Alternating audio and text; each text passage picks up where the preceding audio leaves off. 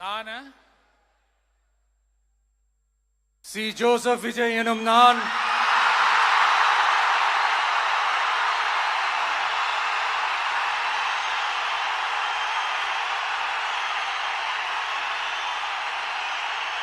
சட்டப்படி அமைக்கப்பெற்ற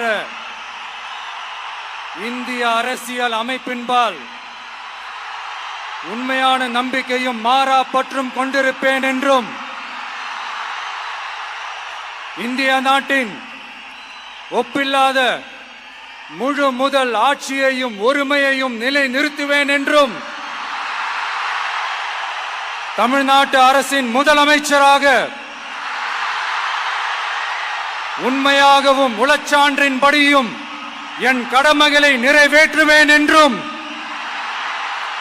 அரசியல் அமைப்பிற்கும் சட்டத்திற்கும் இணங்க அச்சமும் ஒருதலை சார்பும் இன்றி விருப்பு வெறுப்பை விலக்கி பலதரப்பட்ட மக்கள் அனைவருக்கும் நேர்மையானதை செய்வேன் என்றும் ஆண்டவன் மீது ஆணையிட்டு உறுதிமொழிகிறேன்.